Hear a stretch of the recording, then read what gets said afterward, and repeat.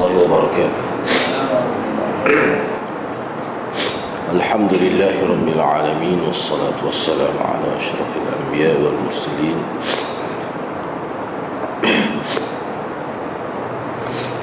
نحمده ونستعينه ونستغفره، فإن أصدق الحديث كتاب الله، وخير الهدي هدي محمد صلى الله عليه وسلم، وشر الأمور محدثاتها، وكل محدثة بدعة، وكل بدعة ضلالة، وكل ضلالة في النار. وقال رب اشرح لي صدري ويسر لي أمري واحلل عقدة من لساني يفقه قولي. Alhamdulillah, bersyukur kepada Allah Subhanahu wa taala kerana dengan izin dapat kita bersama pada pagi ini. InsyaAllah pada pagi ini kita nak sambung lagi perbincangan kita berkaitan dengan tajuk taqwa, bab taqwa, itu bab bertakwa kepada Allah Subhanahu wa taala. Jadi pada minggu lepas kita telah bincang mukadimah tajuk ini dengan meneliti beberapa ayat Al-Quran. InsyaAllah pada pagi ini kita akan tengok pula hadis yang pertama. Hadis yang pertama,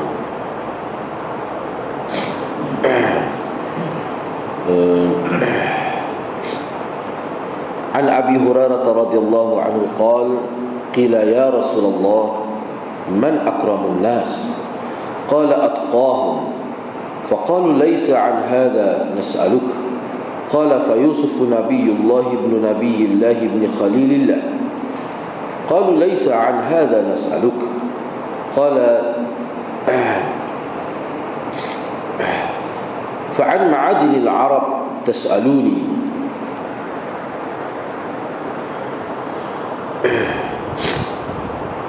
خيارهم في الجاهلية خيارهم في الإسلام إذا فقهوا متفق عليه.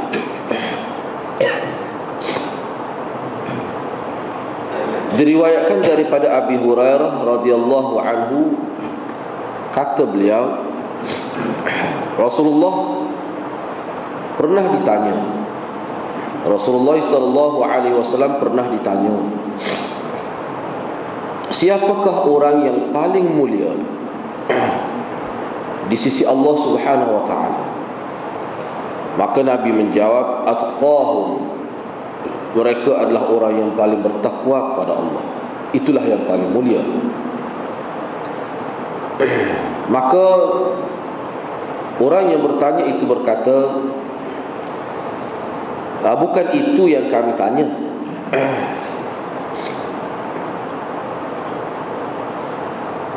Lalu Nabi berkata lagi, Yusuf adalah Nabi Allah, anak pada Nabi Allah, dan anak kepada Khalilillah. Maknanya keturunan dia, anak, ayah dan datuk dia tu adalah Nabi, keturunan dia tu Nabi.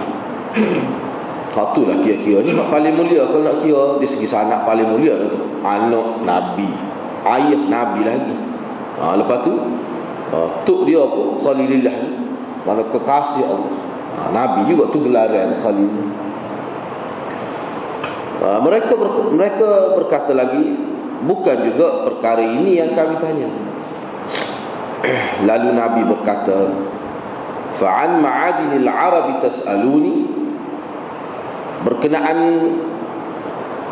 bangsa Arab, berkenaan bangsa Arabkah yang kamu tanya?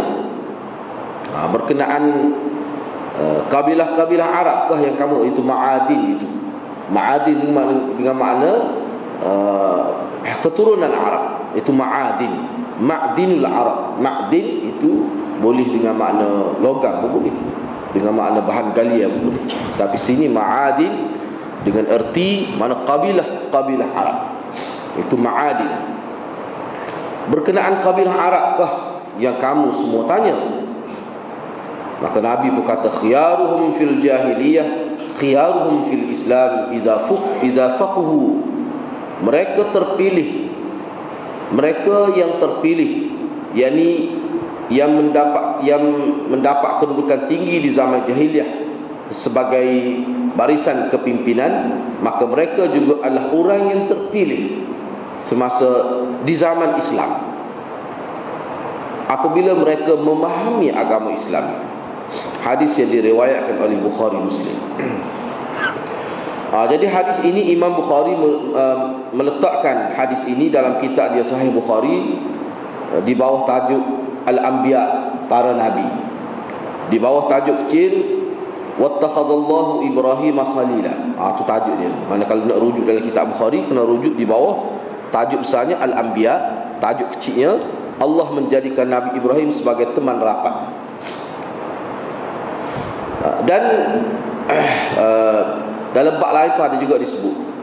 Manakala Imam Muslim dalam kitab sahih dia, dalam Sahih Muslim letak hadis ni di bawah Kitabul Fadail, kitab-kitab yang menyebutkan tentang fadilat-fadilat, tentang kelebihan-kelebihan seseorang. Di bawah tajuk kecil min fadail Yusuf alaihissalam, kelebihan Nabi Yusuf alaihissalam.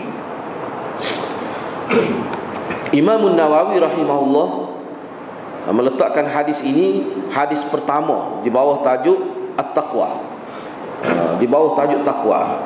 Jadi apa makna takwa tu telah pun kita bincang dah sebelum ini, iaitu takwa ni banyak makna, tapi makna yang paling popular, yang paling top lah di kalangan para ulama adalah imtithalu awamirillah wajtinabu nawahi, ikut segala titah perintah Allah dan menjauhi semua perkara yang dilarang oleh Allah Subhanahu Wa Taala. Itu makna takwa.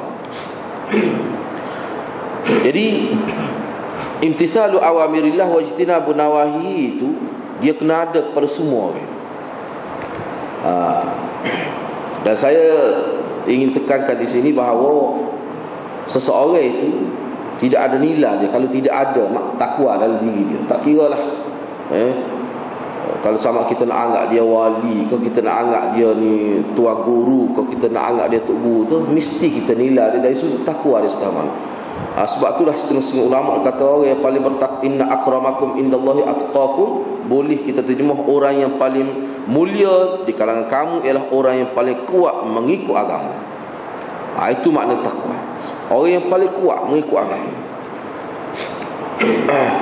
Cuba kita, kalau kita tengok dalam hadis ni, Nabi ditanya, mana sahabat Nabi tanya soalan yang cukup mudah, man akramun nas, siapa yang paling mulia di kalangan manusia. Jadi Nabi beri beberapa soalan. Nabi bagi beberapa jawapan. Misalnya mula-mula Nabi kata atqahu,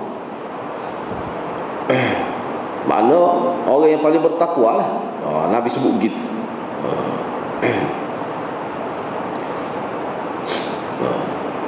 Dia kata kami tidak tanya waktu.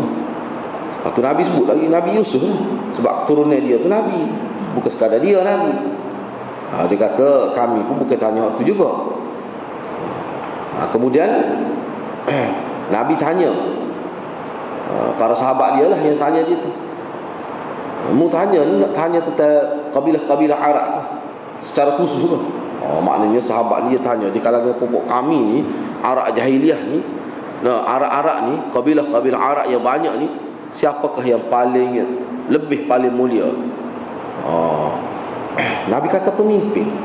Mana pemimpin jahiliyah, pemimpin yang tidak Islam, bila dia masuk Islam dan dia memahami agama, dialah paling mulia. Mana mulia, maksud mulia sini dia mulia di dunia dan mulia di akhirat. Ini kelebihan. Sebab kalau jadi jawapan Nabi atqahum itu dalam hadis ni man akramun nas, Nabi jawab atqahum itu secara umum, tak kira lah dia pemimpin ke tidak pemimpin ke. Bila dia paling jaga hukum halal dan haram, maka dialah yang paling lebih. Itu secara umum. Tak kira lah dia semasa dia jahiliyah, semasa dia kafir itu dia pemimpin ke tidak, itu tak kira. Ini secara umum. Secara umumnya gitu. Bukan jawapan Nabi ini salah. Tidak. Jawapan Nabi tidak salah. Misalnya di kalangan ramai-ramai tu ada setengah-setengah tu, maknanya orang tidak rasa apa kehadiran dia.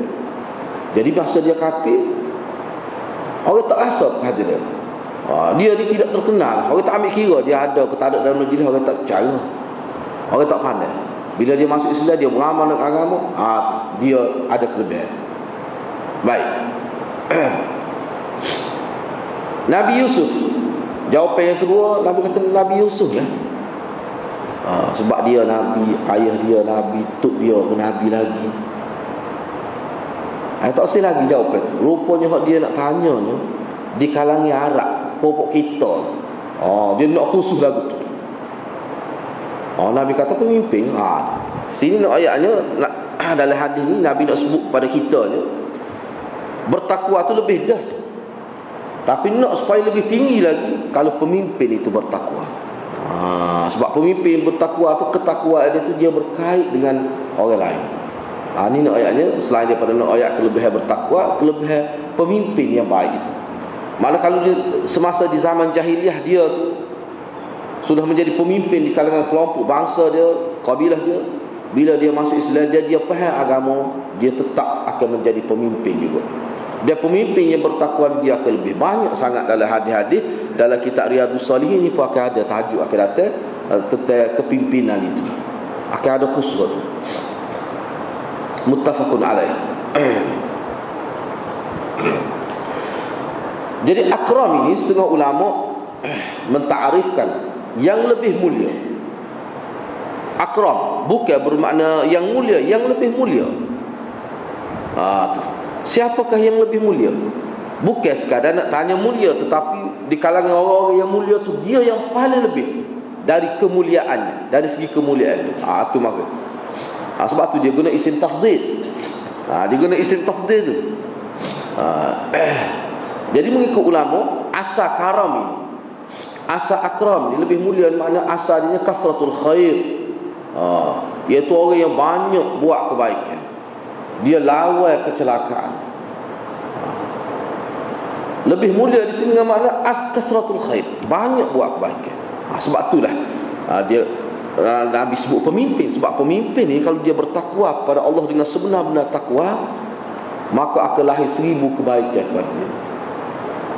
Contoh sahabat radhiyallahu, Nabi, biarlah Nabi itu kita tahu sahabat kan. Sayyidina Abu Bakar, Sayyidina Umar, Sayyidina Uthman. Ini contoh pemimpin yang bertakwa. Dia akan keluar daripada dia itu 1000 kebaikan. Maknanya takwa itu bila ada pada pemimpin, kalau ada pada orang biasa pun banyak dah manfaat orang boleh ambil. Takwa ni kalau ada kepada manusia biasa pun dia sudah banyak dah manfaat yang boleh dimanfaatkan oleh masyarakat. Apatah lagi kalau takwa ini berada pada seorang pemimpin, cukup banyak dia boleh salurkan manfaat kepada orang ramai. Jadi maknanya pemimpin kalau dia bertakwa, memang dia lebih pada orang lain yang tidak pemimpin, yang juga bertakwa kepada Allah Subhanahu Wa Taala. Itu Nabi nak ayat kemuncak. Jadi maknanya kita ni kalau dalam pilihan agama kena cari pemimpin yang bertakwa lah.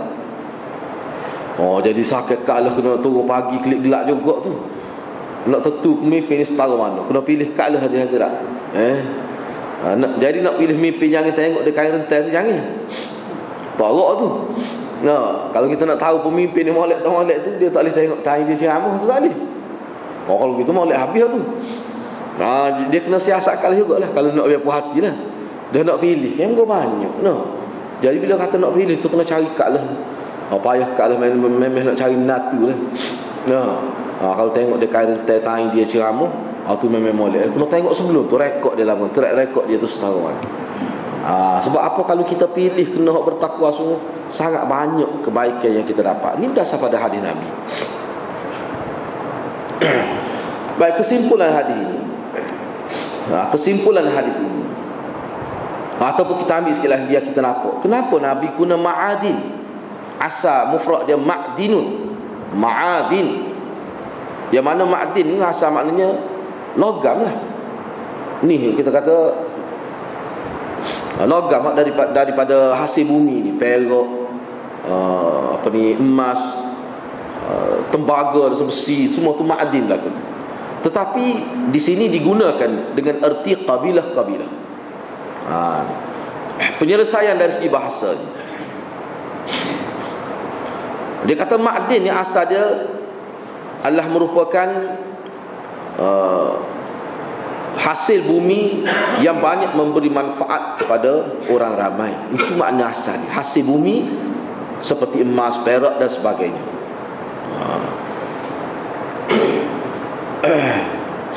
Boleh juga dipakai dengan secara majaz lah. Bukan secara hakikat. Kalau ma'adin ni, makna hakikat dia adalah logam, tetapi makna secara majaznya, tidak makna asal dia, boleh dipakai dengan erti asal segala sesuatu. Itu ma'adin ni. Namun yang dikehendaki di sini adalah dengan erti kabilah-kabilah Arab apabila mereka faham tentang agama. Itu makna ma'adin.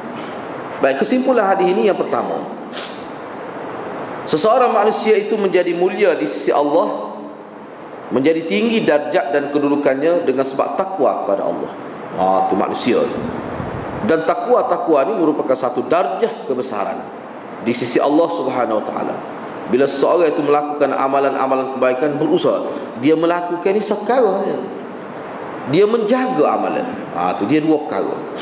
Kalau kita tengok dalam, saya duk perhati tengok dalam teks agama kita, melakukan kebaikan itu sekarang, menjaga kebaikan.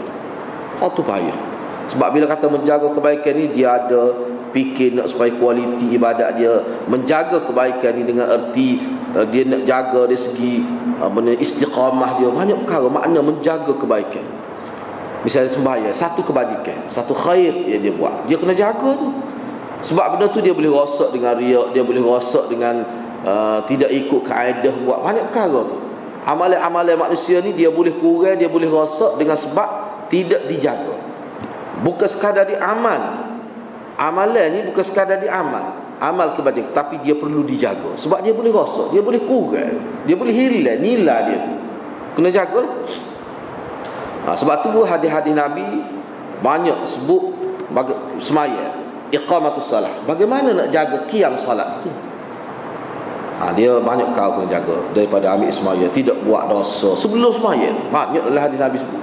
Maknanya kita kena ingat, antara faktor penentu kualiti ataupun tidak kualiti ibadat kita adalah jaga amalan sebelum buat ibadat. Itulah Allah panggil takwa.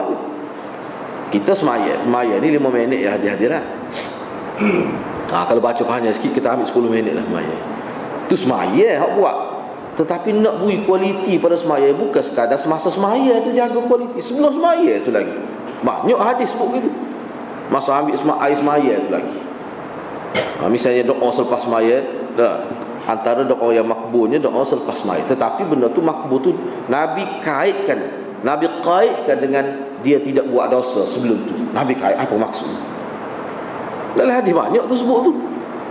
Bagaimana Allah nak terima doa dia, sumber dia semua daripada hara makan minum, daripada hara pakaian, daripada hara kehidupan dia bergeluman hara. Bagaimana Allah nak terima doa dia? Padahal kira-kira doa selepas semaya ni antara waktu yang mustajab dah. Di situ kita boleh buat kesimpulan lah, bahawa bertakwa ni selain daripada salah satu kita kata mekanisme lah untuk naik darjat dalam agama, dia juga sebenarnya adalah pembantu yang mengukuhkan ibadat yang kita buat. Itu sebenarnya. Daripada sinilah kalau kita pergi perhalusi lagi, misalnya dalam kitab 22 jilid itu, dia hurafannya. Dia kata di sinilah, di kalangan puak-puak kita ni, kita tidak tahu hakikat siapa yang lebih. Kalau kita ramai-ramai mari semaya belakang setengah duduk serupai, belakang tu email, seterik untuk email. Kita tidak tahu dia ke yang paling lebih. Padahal duduk tu serupai tu lebih lah.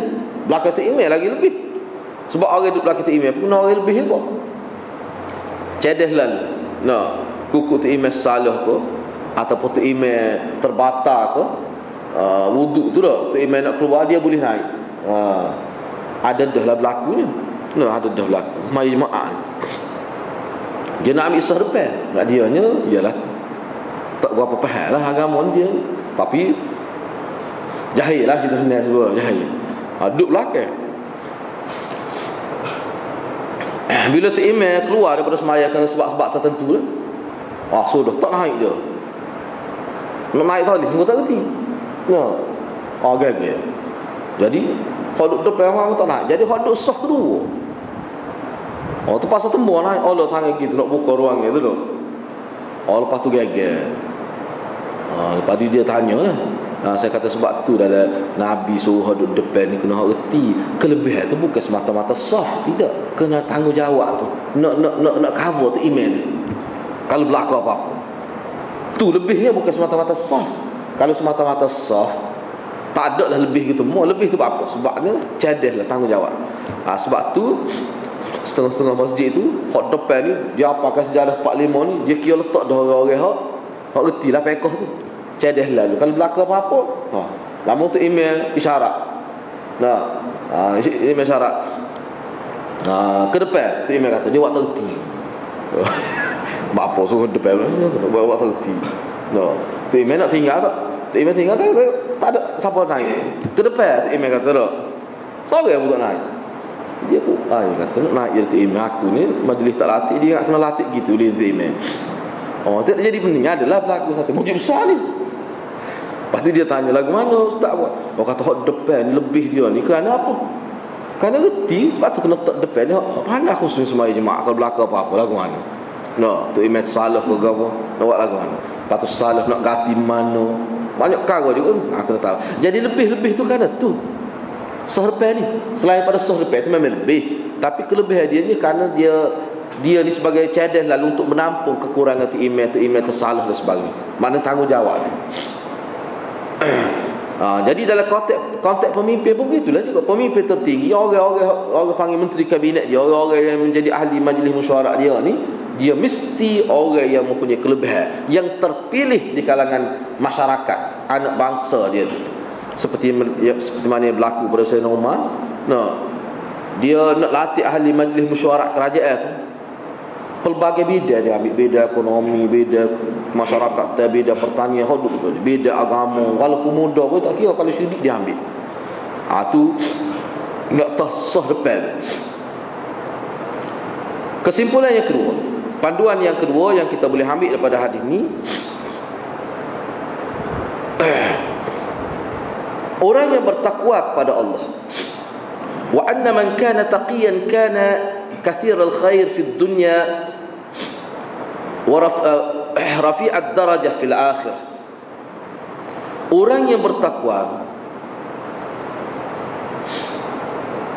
dia akan menghasilkan banyak kebaikan di dunia, dan dia mendapat kedudukan yang tinggi dari segi darajahnya, dari segi darjatnya di hari akhirat. Ini orang bertakwa. Sifat orang bertakwa tu lagu tu. Sebab tu hadiah saya nak sebut sekali lagi sini. Bila sebut, sebab tu kalau dalam kitab kita tengok, maksud takwa ni orang yang banyak beri kebaikan kepada orang. Tu. Jadi ciri-ciri orang agama yang tinggi kedudukan dalam agama adalah orang yang memberi manfaat kepada orang. Sebab tu dalam hadis Nabi, hak lain ada Nabi sebut, mana orang yang paling baik di sisi Allah adalah orang yang paling banyak memberi manfaat pada masyarakat.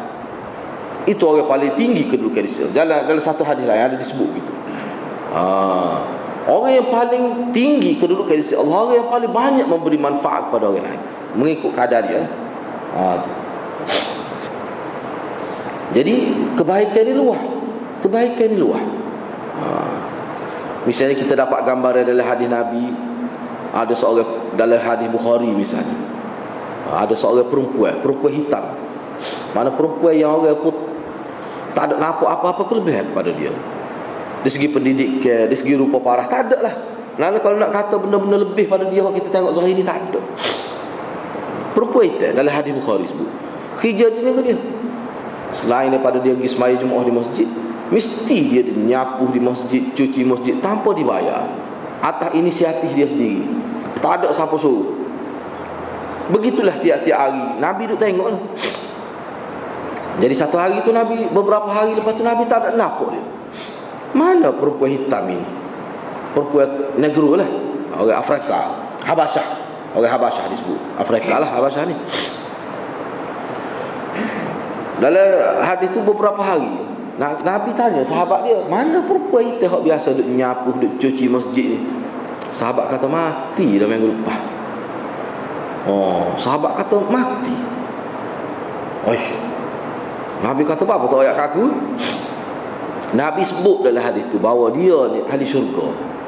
Padahal kelebihan dia sebut dalam hadis tu semata-mata dia duk cuci masjid. Maknanya tahap dia.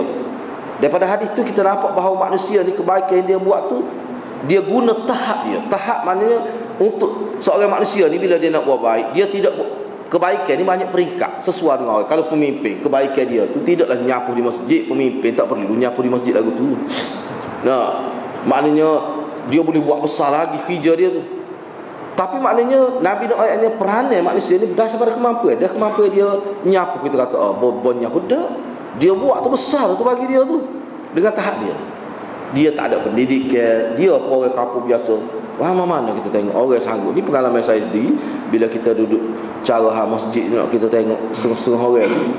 Memang kita puji, kita pakat tangan. Mana kalau orang tanya kita, bagi kita mudah-mudahan Allah beri syurga. Memang dia cara sungguh. Tak suka. Kita pun minta supaya Allah SWT beri. Mana orang-orang yang nak bertugas dengan kita ni, kita minta supaya dia je orang yang betul-betul ahli masjid sungguh. Allah hadirat. Saya nak sebut gini kita duduk kelih. Tak suka lah. Mula-mula kita latih dia untuk cara ke masjid tu. Siapa orang kata belakang, orang lagu ni latih. Mula dia tu kira-kira tak reti ke satu lah. Saya kata tak apa. Sebab kita bukan nak suruh dia mengajar di masjid, nak suruh dia berkhidmat di masjid. Apa hadirat. Saya tanya dia, tak payah lagi ni sampai pukul 11 malam dia tak ada nak urus masjid, nak menyapu. Siang hari dia sibuk, pukul 11 malam dia pergi lagi. Saya kata parut Datuk ni. Dia kata biar, dia kata ni khairat saya, mudah-mudahan ni lah dia boleh pahala saya. Dia kata tak apa lah gitu. Ada sini manusia lagu tu ada. Siapa orang kampung kata bagus sahaja, bagus puji pula lepas tu. Dia tak ada siang hari dia makan gula parut ni. Dia tak ada nak nyapu. Pukul 11 malam dia pergi. Maknanya dia nak juga hari tu biar dia buat tu. Tu dia. Cuci lek masjid. Tak boleh kira saja. Benda-benda lagi sebab kita tengok dalam hadis Nabi padat tu orang dia. Dia nak buat benda lain, tahap dia. Sebab itulah kelebihan manusia ni bukan kira kepada CJ dia, dak sumbangan dia. Sumbangan manusia, tak apa sumbangan dia. Enggak sumbangan manusia ni dia tidak sama. Keperluan manusia juga tidak sama. Dan kebaikan juga dia tidak sama. Semua aspek ada kebaikan. Jadi manusia dia akan buat apa yang dia fikir, kadar dia boleh buat. Itu makna orang bertanggungjawab. Orang bertanggungjawab gitulah. Yang ketiga, melalui hadis ini juga salah satu punca kelebihan, ketinggian darjat seseorang itu dilihat juga kepada kemuliaan keturunan dia apabila dia bertakwa kepada Allah. Seseorang yang bertakwa kepada Allah, dia lebih tinggi kedudukan apabila keturunan dia juga adalah orang-orang yang baik. Maknanya faktor keturunan ini besar juga dalam agama.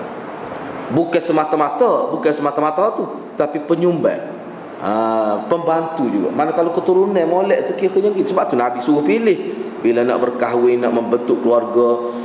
Nabi suruh pilih mana keturunan itu kena keturunan yang baik. Sebab dia memberi kesan kepada kita, kepada keturunan kita. Jadi benda-benda gitu perlu kita ingatlah. Yang keempat kesimpulan yang keempat, wa kana huwa ala syakilatihim wa tariqatihim.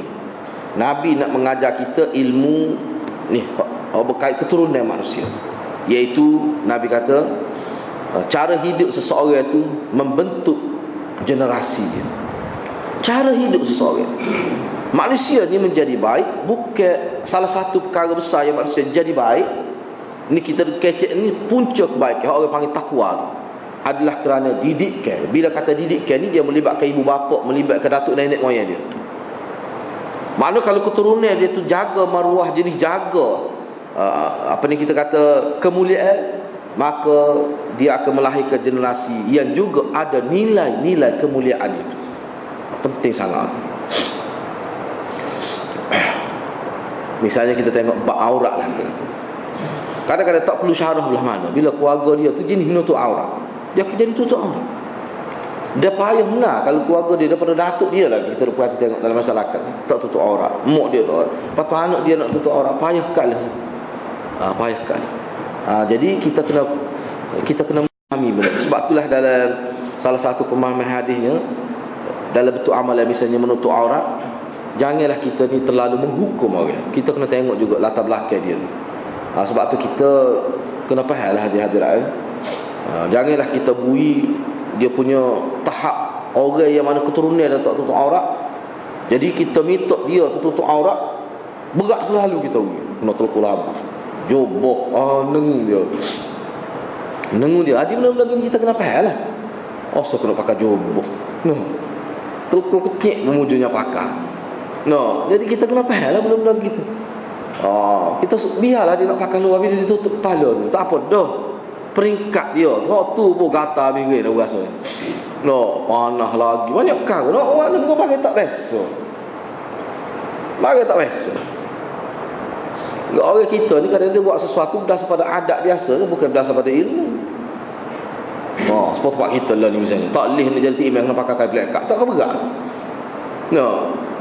Tak kena tu. Mesti kena pakai kain black card.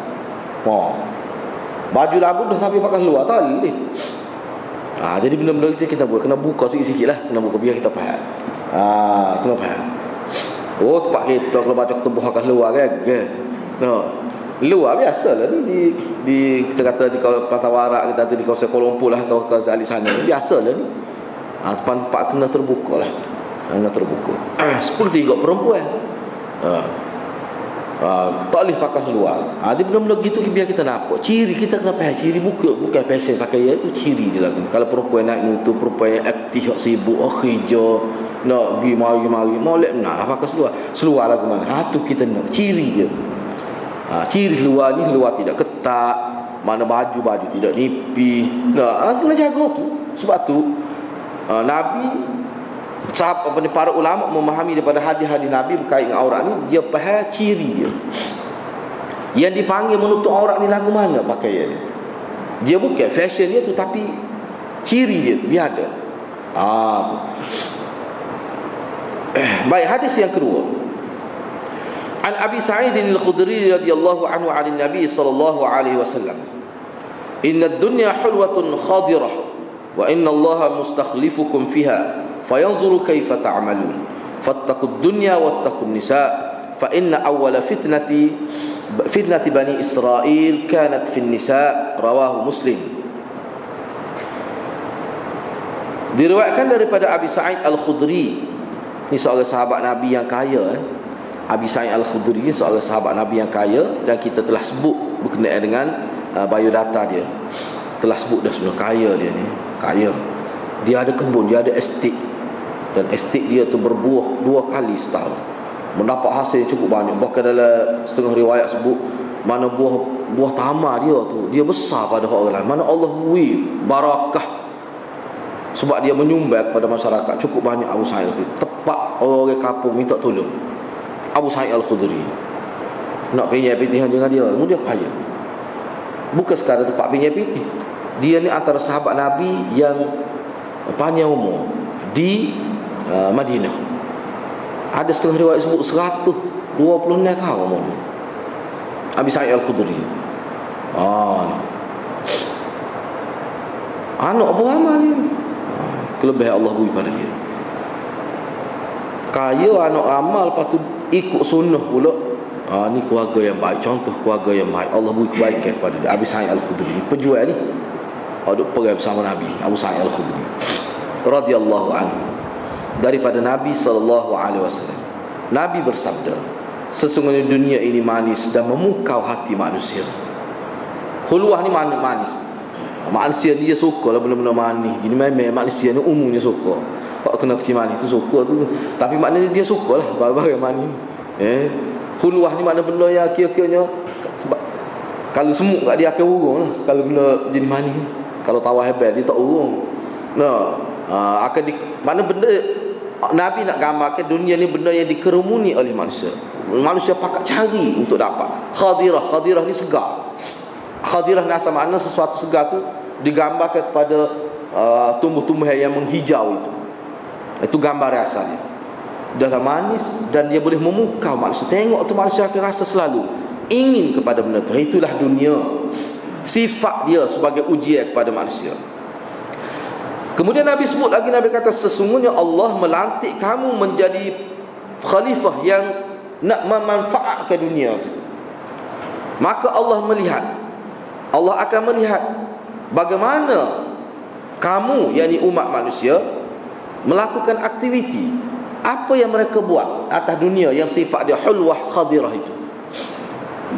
Maka Nabi sebut sebagai peringatan, ingatlah bila kamu menjadi khalifah di muka bumi ini, kerana manusia adalah makhluk yang paling banyak ambil manfaat daripada kejadian alam ini, nak banding makhluk-makhluk lain.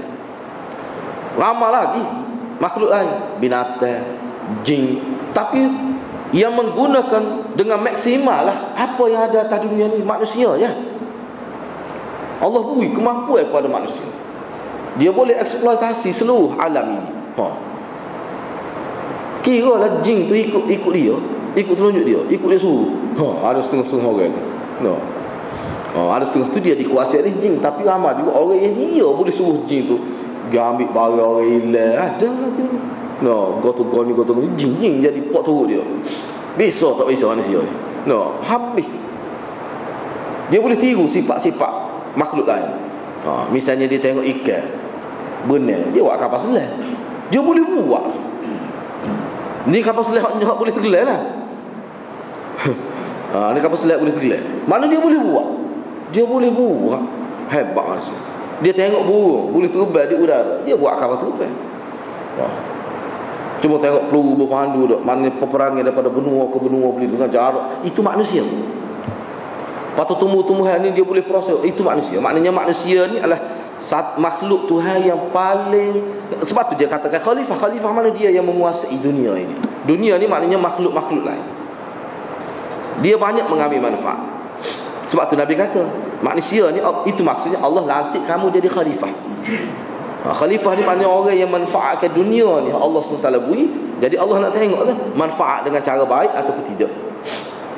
Sehubungan dengan itu, maka kamu kena ingat beberapa perkara yang boleh menjejaskan kamu sebagai khalifah Allah. Khalifah Allah ni bukan khalifah syaitan, khalifah Allah. Antara perkara yang boleh menjejaskan tugas kamu sebagai khalifah ke dia. Ni dia ada cuba dia.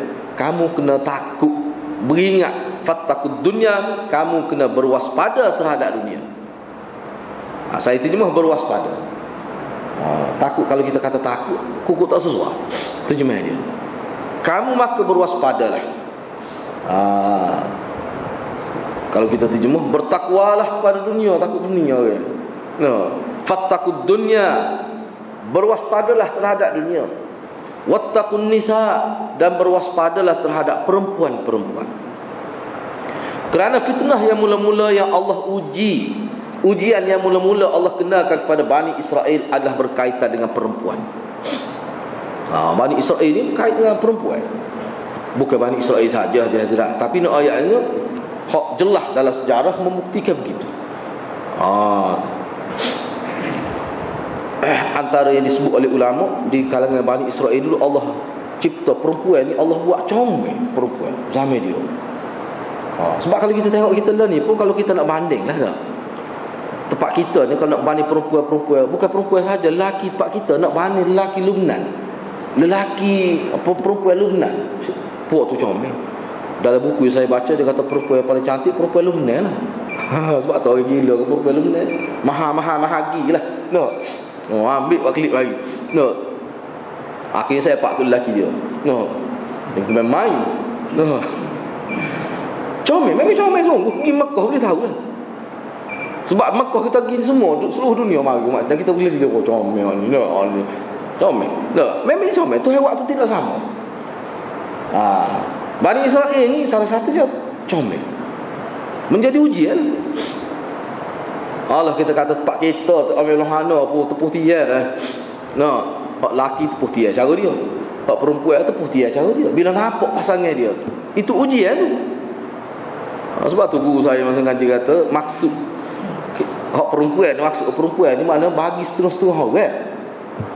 Setengah orang tak apa. Dia ada kekuatan. Bagi setengah orang secara umum. Kita jumpa hak tak comel, iyalah tidak mengganggu lah mana. Tak kira lelaki perempuan. Perempuan pun lagi kuat nafsu mengikut kajian.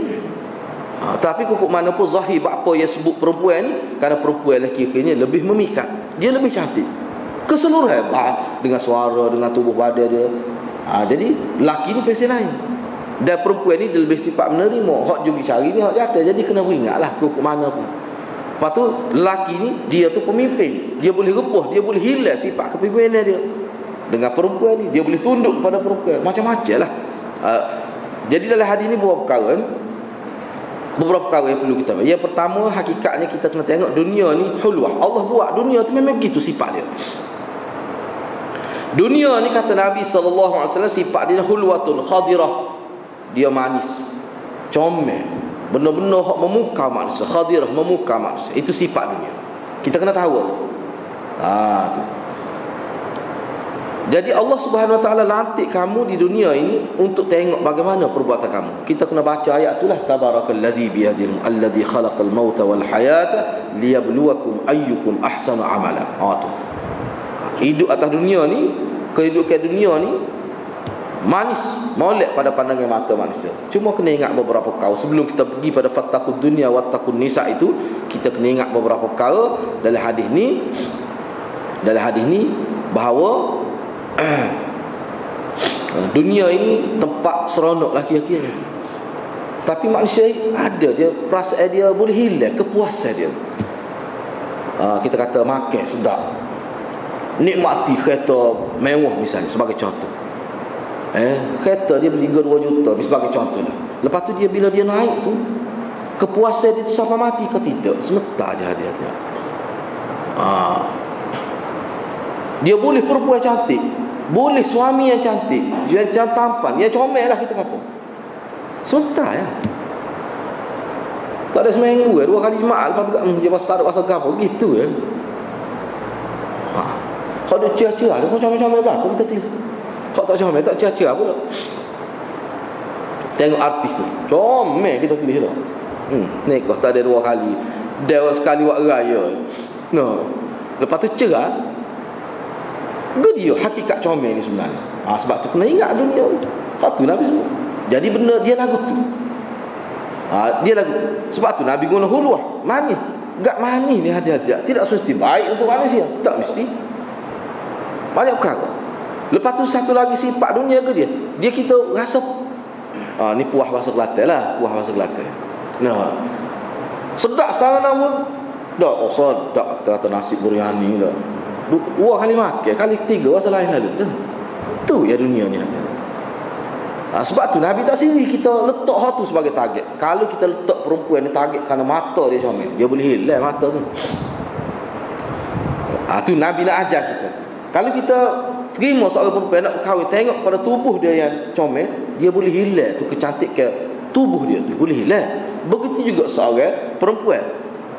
Terima lelaki atas dasar kekayaan itu boleh hilang. Tidak hakikat. Sebab tu Nabi kata falsafat bidadidi. Nabi nak ajar. Dia lah Nabi nak ajar. Ni dalam konteks takwa, kamu kena pilih atas dasar agama. Sebab kalau pilih atas dasar agama, dia bersifat dunia akhirat. Kayak saya sebut dah, kayak contoh sebelum ni. Ni sahabat saya sendiri lah. Kita tak cakap royak, tak erti. Dia royak lah. Dia kata kawan nak nikah, nak cari comel. Kata boleh, tak salah tu. Tapi dia mau kena tinjau dari sudut lain, kata lah. Dok nak cari comel semua, comel. Saya pergi hari dia nikah pemodel comel. Kita pula kata tak ada kamu ni. Kita pula kata tak ada kamu ni. Warna yang boleh aku pun pelik kot. Warna yang boleh nak kamu ni. Sebab dia ni dah lah pendek. Tak comel pula. Kalau pendek comel boleh kira.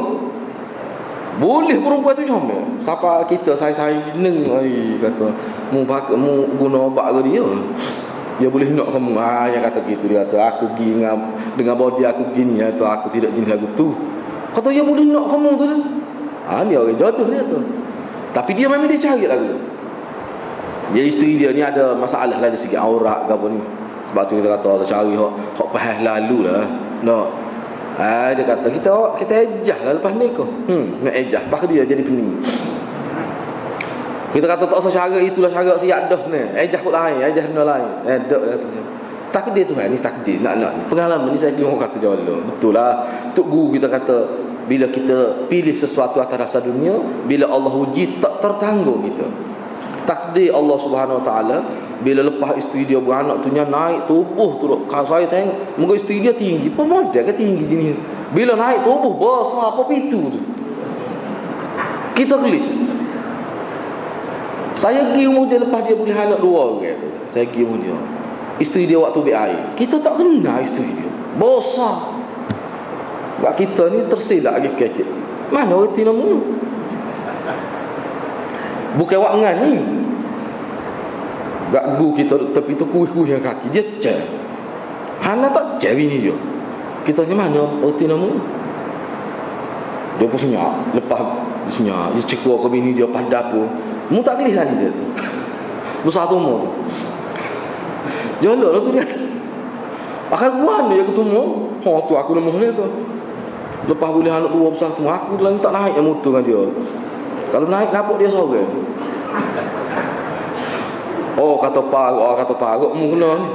Paruk tu hai uji motor aku duduk nengu dia tu. Lagi mana-mana pergi kereta dah ni. Dulu suka menagan nak tunjuk kat orang bini jamai ni. Lepas jadi lagu tu puik sama sudah. Tak. Kata kalau dia duduk belakang, kalau orang tengok ke belakang sah kata dia bawa. Tak nampak aku. Kalau tengok ke depan pun lagi pelik nampak.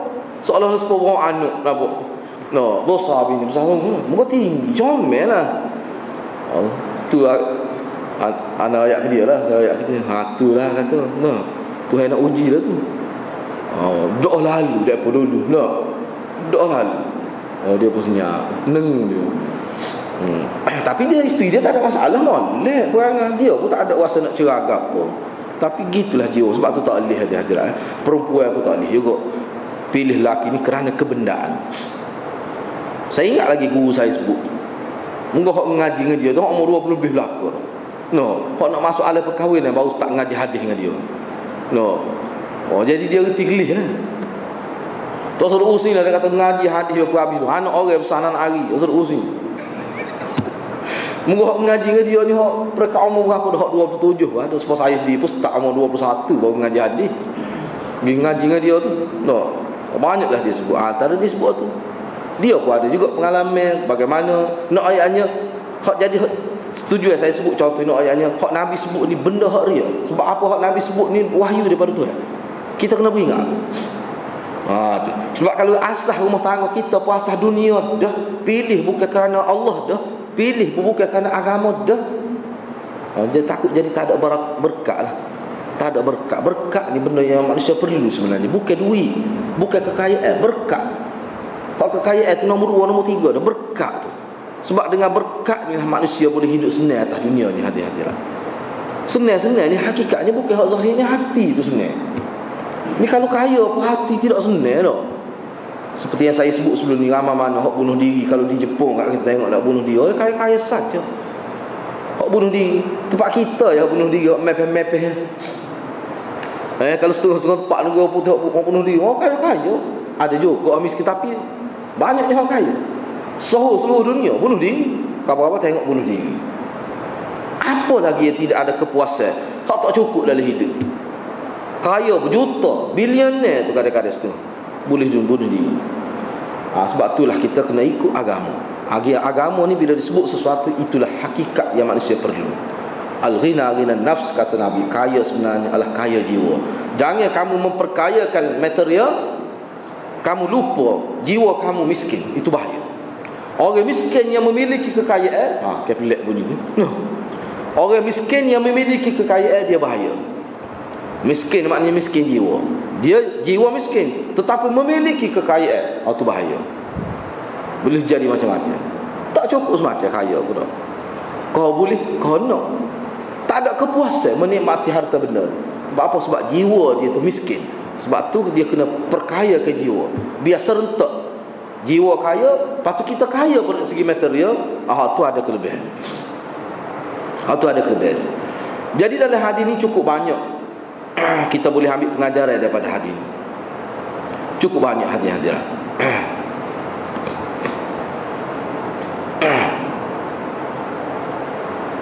Dalam hadis ini Nabi sebut di hujung hadis ini dua perkara. Takutilah kepada dunia, berwaspadalah terhadap dunia. Sebab apa?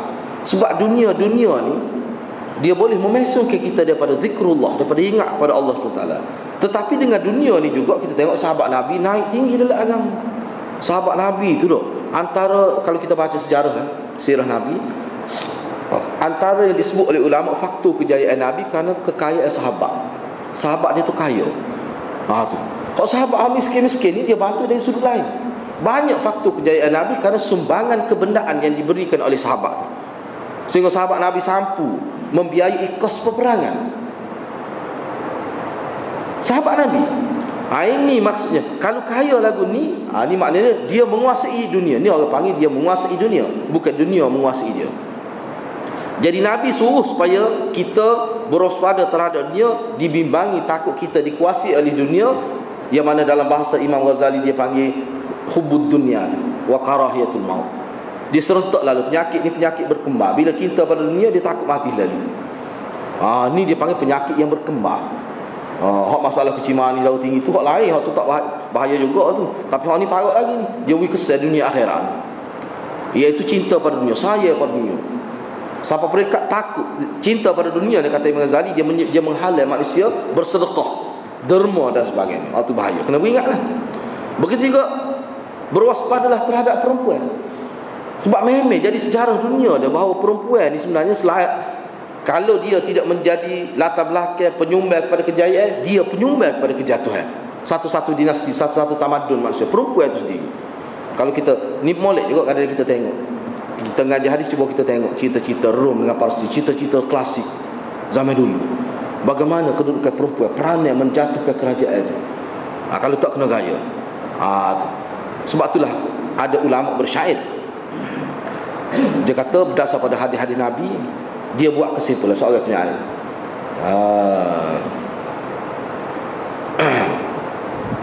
Dia kata al-ummu madrasatun idza a'dadtaha.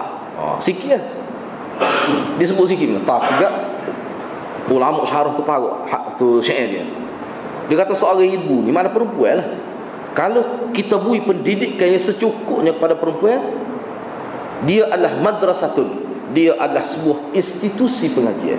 Ibu tu sendiri kalau diberi pendidikan yang secukupnya, dia menjadi seperti sekolah dah, seperti sebuah institusi yang mendidik anak-anak. Padahal muka anak 5 orang dia seorang pun, tetapi dia tu anak kita akan dapat kebaikan.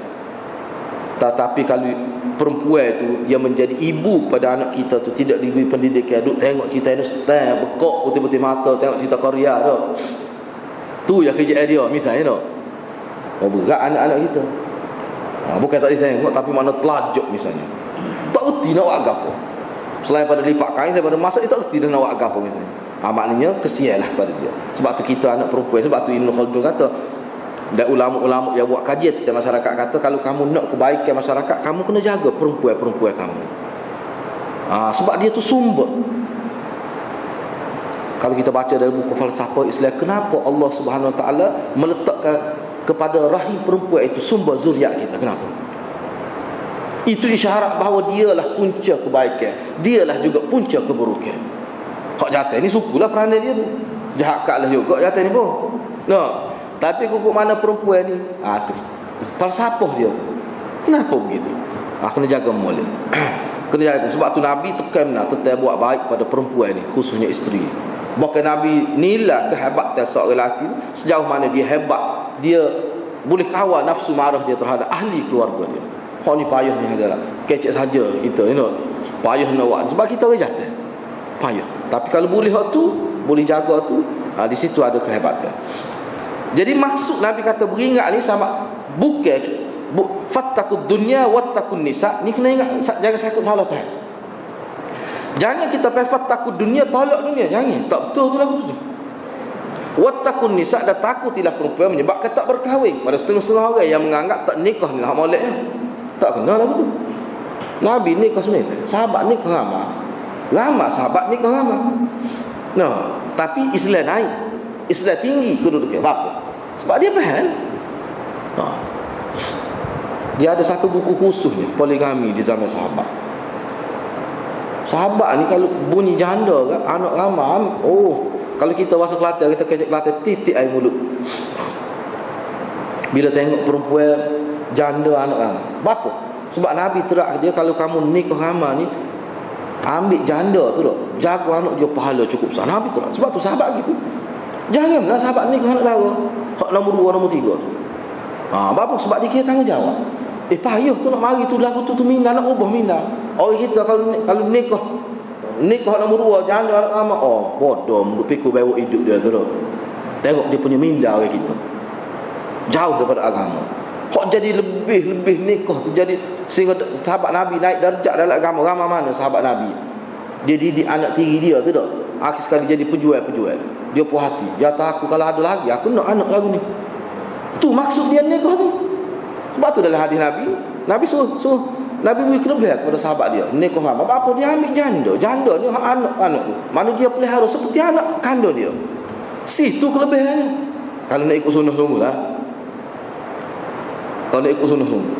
Tapi orang kita ni tak si bagi lagu tu. Tak si. Bunyi janda pula sedih. Sebab dia maksud lain ni. Lepas tu dia kata nak ikut sunnah Nabi. Jangan bunuh lah lagu tu. Tidak. Kita pusing nak lah ni. Ni makan dia sunnah. Kuat mana tu duduk isnad kepada sunnah Nabi. Tak usah buat gitu. Nak nego buya pada lah. Ni makan dia sunnah. Madu makan dia sunnah. Capu pula kau ni lagi sunnah, 2 kali sunnah. Capu 3 kali sunnah. Saya rasa lebih baik tak usah lah. Sebab jadi macam kita buat nego pula, jadi tak sedap lah gitu.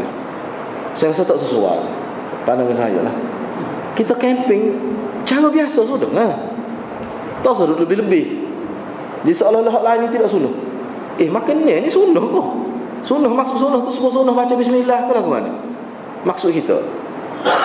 Padahal yang ulama sebut, bila kita mencari makanan yang berkualiti halal dan thayyibah, itu orang panggil makanan sunnah. Tak kira makanan ke dia. Tak kira lah tu, bukan tamah saja. Bukan tamah saja. Kalau tamah hirai awak ke dia? Tamak daripada dia sunnah lagu tu.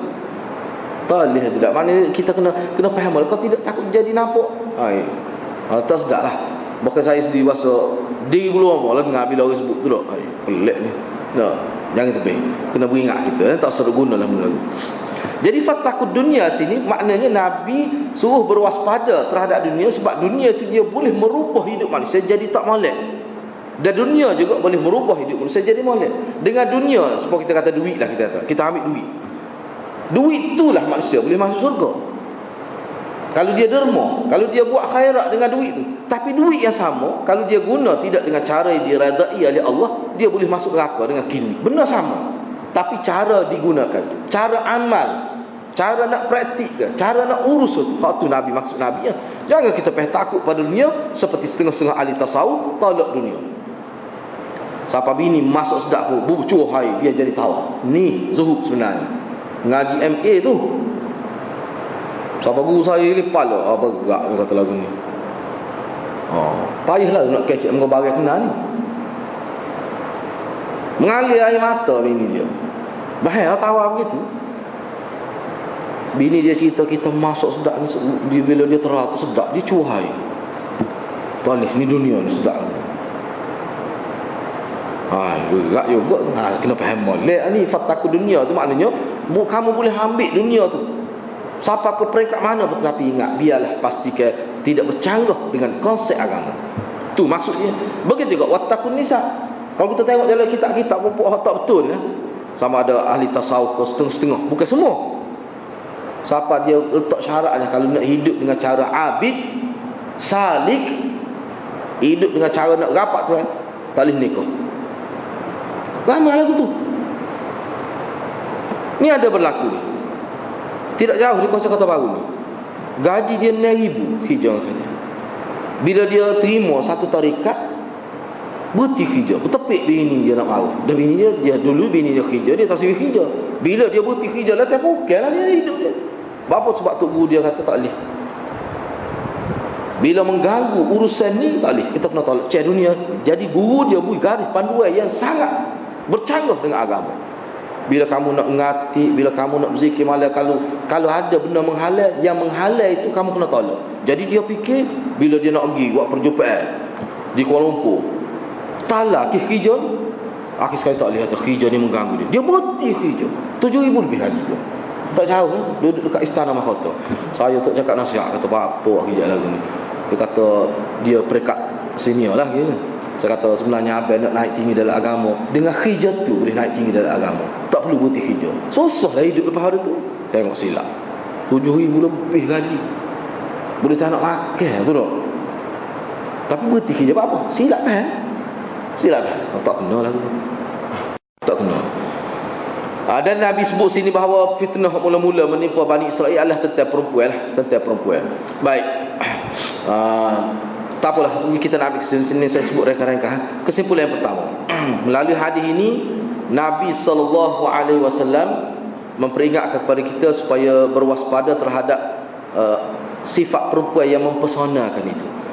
Jadi sebut perempuan ni, jangan kita rasa perempuan ni satu kejadian Allah makhluk yang hanya menimbulkan keburukan. Tidak gitu. Tak ada ulama faham gitu. Kedudukan lelaki dengan perempuan dalam agama ni sama ya. Sebenarnya hakikatnya tak ada lebih, tak ada kurang. Cuma perempuan ni secara fizikal dia, secara fitrah Allah buat dengan suara dia, dia lain, dia tak suka lembut dia. Tu. Jadi boleh jadi lelaki ni dia akan terpikat dengan dia. Tak kira tok guru, tak kira orang biasa. Tak kira. Tok guru bening. Nah, kalau kena hak Syamil, begitu. Lelaki pun begitu juga. Perempuan pun boleh terpukau juga dengan dia. Cuma perempuan itu lebih lagi. Kerana sifat dia tu gitu. Tu sebut beringat tu. Lepas tu perempuan tak payah beringatlah terhadap lelaki. Sebab ada juga lelaki memuka, lelaki tak buka pada dia juga. Ada juga. Hadis lain pula. Sebab tu kena mengaji banyak hadis. Hadis lain ada disebut tu. Cuma ni sebut tentang perempuan. Yang kedua, Nabi SAW sebut ni fattaqud dunya wattaqun nisa. Ni sebagai contoh. Ni orang panggil peringatan ala sabilil tamthil. Sebut contoh. Bukan zat dia tu. Salah satu contoh yang boleh memuka, boleh menghilang ke fokus manusia kepada Allah adalah perempuan. Dunia. Kalau sebut dunia termasuk perempuan. Dah sebenarnya ulama kata. Sebut ni sebagai contoh. Sebab itulah ulama bila disebut ni kata ni sebagai contoh.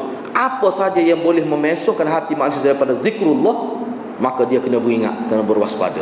Ini sebagai contoh. Mana potensi besar yang ada pada perempuan itu boleh menyebabkan manusia lupa. Sedangkan dalam hadis banyak pula dengan sebab berkahwin dengan perempuan ini, Nabi kata ada potensi untuk jadi khusyuk ibadah. Dari sudut lain, dari sudut tu Nabi sebut molek pula. Jadi kita kena faham dalam bentuk yang stabil lah.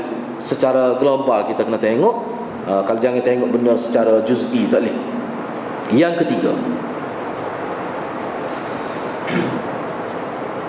dalam hadis ni ulama juga membuat kesimpulan bahawa Nabi wattaqun nisa dengan erti Nabi meletak garis panduan. Salah satu perkara yang kamu perlu jaga untuk supaya kamu terhindar daripada fitnah, khususnya dengan perempuan ini, dari segi ikhtilaf bainan nisa'i war rijal. Pergaulan kena jaga. Wajib jaga pergaulan. Manusia ni payah nak jaga ni. Kita ni tak apa sebab kita ahli masjid, orang terlibat dengan perniagaan, pemimpin, hok duduk peringkat. Kadang-kadang dengan perempuan dia tak jaga belah mana. Sebab tu Islam tak bersama-sama perempuan tu Nabi tak wis salah dengan perempuan yang ajnabi ni, tak boleh salah. Apa? Kita kata apa tak timbul fitnah depan raya lah, dia boleh telefon, dia boleh hantar mesej, dia reti. Wang lagu tu tak reti. Mudah ketemu tu nak faham tu tak? Tak apa sebab tidak naik nafsu. Iyalah, kalau naik situ pun siapa tahu. So betul lagi tu muqaddimah tu. Tapi kukuk manusia tu dia mari. Katakanlah kita tak apa. Kalau naik nafsu siapa tahu. Tapi naik nafsu dari kita, dia boleh lama masa. Lah naik nafsu tak ada siapa tahu, kita yang tahu. Makan lalu betul tak tahannya lepas tu. Mulalah telefon, mulalah hantar mesej. Pada tu start situ. Kita kena faham, kalau dia ada kitab khususnya, kenapa Nabi sekat tu? Nabi bui garis panduan, biar ada pagar tu antara lelaki dengan perempuan. Sebab situlah punca syaitan boleh ganggu manusia. Nabi royak punca, tepat syaitan boleh masuk situ. Sebab tu salah pun tak boleh. Tapi dalam keadaan lain boleh salah, boleh. Kita bukan kata tak boleh langsung. Dalam keadaan nak selamatkan perempuan jatuh tangga, kita pun cari kali tuala, nak pegang dia takut sentuh kulit dia. Tak payah akak gitulah. Waktu tak ada masalah waktu tu. No, cari ke tuala dah lebih nak pegang tangan perempuan. Dok lalu tak reti ketemu. Akak lagi saya pernah akak. Dia tergolek jatuh atas eskalator ni kan. Dia tak pegang. Oh tiap dia akak. Dia pakai telukul labu. Dia marah blok kita. Kata perempuan ni saya pak ni tu. Orang akak memujur. Dia kelicir warna tau. Kita ingat aku patah repingan dia tu. Berah apa tu. Serius ke dia? No, ingat aku tak boleh faham. Dia nampak duk selemek kita. Marah pula kita.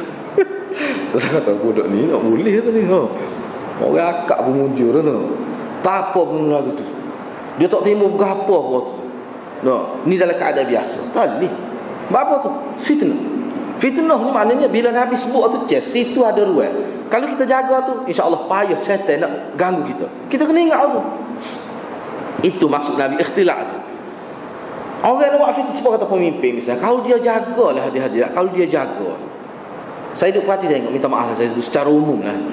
Kadang-kadang pemimpin, tak kira lah halik mana-mana pun. Ni pengalaman kita lah. Pemimpin tu bila mudah-mudahan Allah jaga kita. Pemimpin tu orang boleh sabit. Ni kita tengok atas mata kita. Ni dalam masyarakat kita, dalam negara kita. Bukan satu kes, banyak kes. Mula sangat orang sabit dia tu dengan nak fitnah dia dengan perempuan, nak buat benda tu boleh jadi fitnah. Tetapi apa orang boleh buat? Sebab dia tak jaga. Misalnya ada seorang pemimpin yang saya kenal lah. Dia pernah difitnah dengan perempuan. Bila kena tu kita tahu, itulah aku duk ingat dah, aku duk sebut acak kali dah. Perempuan tu saing, isteri saing dia. Jadi dia duk pergi rumah kawan tu. Mungkin betul kita pun kenal. Mesrodok dengan bini orang tu. Kita kelihatan kata tak kena dengan cara agama. Siapa keluar dalam dia apa bini kawan tu juasa misalnya. Saya tengok ni. Kita tahu. Malah sebut dah apa tahu tu. Adalah sebab dia ni. Saya pun kata pemimpin ni apa jadi lagu ni. Mesra apa biar ada hak dia. Lepas pada tu kena. Lepas pada tu kena fitnah. Sebab dia tak jaga benda gitu. Selepas kita jaga kena juga tu nawawan. Zaman Sayyidina Osman ada. Sayyidina Osman di kena fitnah dengan perempuan. Sayyidina Osman pun kena. Pada Sayyidina Osman jaga menadah tu. Tu nawawan. Tapi kalau kita tak jaga, mudah. Mudah. Siapa sahabat saya kata, padan. Muka kalau orang royak tak dengar padan. Siapa orang kena kenal dia, padan. Muka gelenyar tu kan. Padahal kita tahu orang fitnah dia tu, tapi ruang untuk orang fitnah tu dia berkait dengan kesilapan kita juga kadang-kadang. Seperti dengan pemimpin kadang-kadang tak. Duduk semeja. Style pemimpin kan. Pergi makan.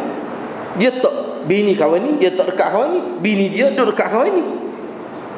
Dia terpengaruh dengan barak. Jaga, tak jaga. Tu kena beringat tu. Sebab tu Nabi sebut ni, bila Nabi sebut ni dia ada tu. Sebab Nabi bila dia bercakap ni dari pihak Allah Subhanahu Wa Taala. Kita kena ingat tu. Seterusnya, perkara yang seterusnya. Hadis ni juga memberi kesimpulan kepada kita. Nabi ingin memberi rahsia, memberitahu kepada kita rahsia fitnah itu. Antara fitnah yang besar dalam hadis ni. Patut lain tu banyak lagi tempat lain.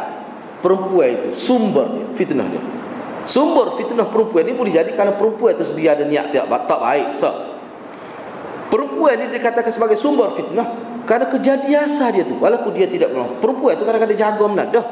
Tubuh dia jaga dah. Tubuh dia dengan menutup aurat dia jaga dah. Tingkah laku dia.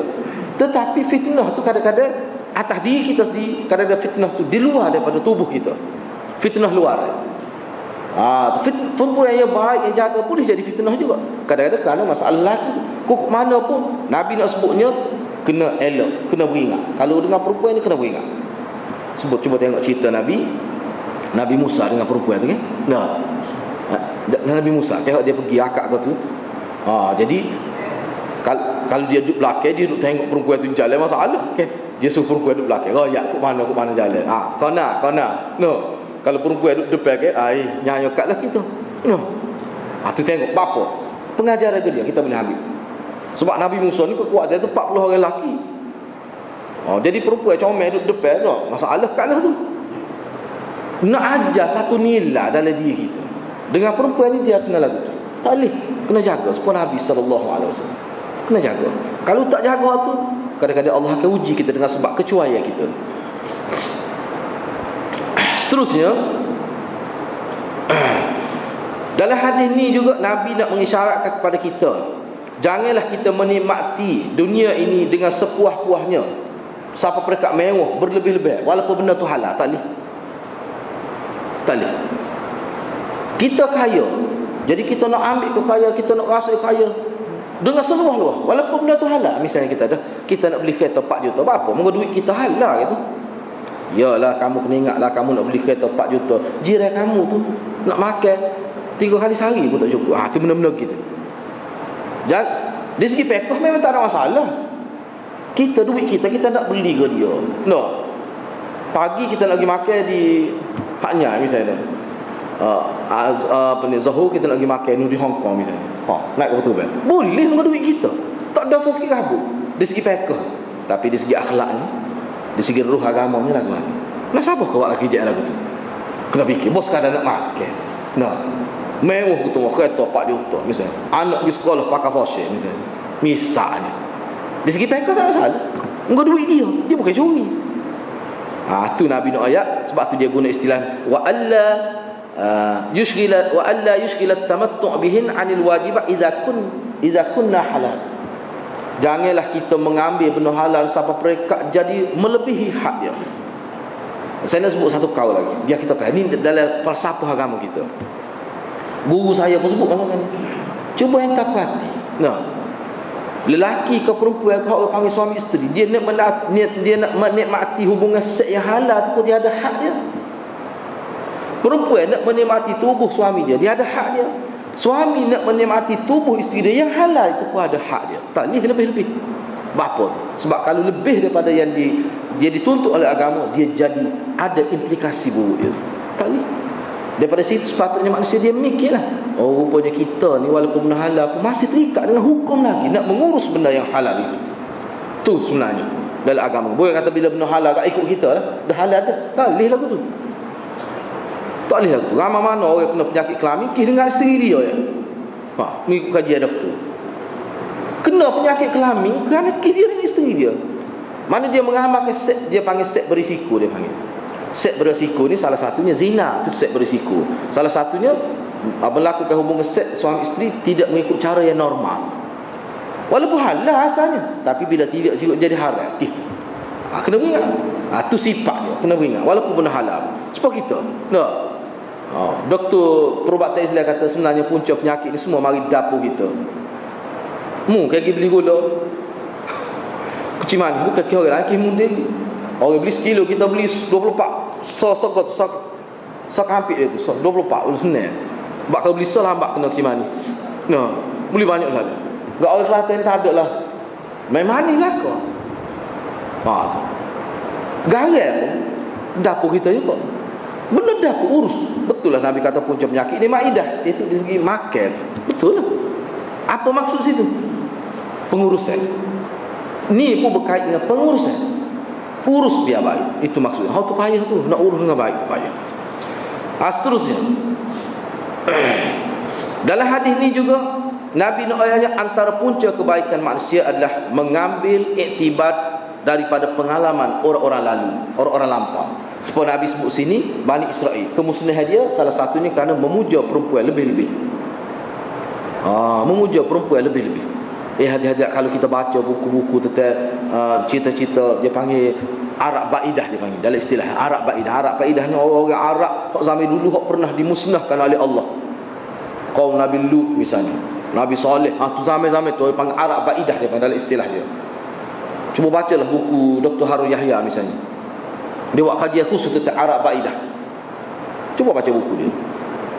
Setengah-setengah ni dia puja perempuan. Dia letak perempuan ni seolah macam dewi lah. setengah-setengah. Puja dari sudut seks sahaja. Oh, banyak kita baca. Siapa perempuan daripada kecil lagi. Dia letak tu dia ambil kira dia. Kalau buat gini lagu mana set dia kena. Mana ni seolah perempuan ni untuk tu saja. Sebab laki kalau cukup tu dia jadi cudi. Sama begitu. Ni orang panggil silap tu. Ni asalnya ilmu falsafah ni. Dia panggil ilmu estetik. Ilmu jamal dia panggil. Perempuan ni comel dia panggil. Jaga tu jak kecil lagi. Gini jaga. Macam-macam sosa dia sebut. Kita baca pening. Dah ni dah lalu dah ni. Dah. Sampai begitu sekali. Masyarakat yang mengutamakan benda-benda tu akhir sekali dia jadi rosak juga masyarakat. Yang terakhir, dalam hadis ni Nabi bukan sekadar nak cerita, bukan nak umpat Bani Israel, tidak.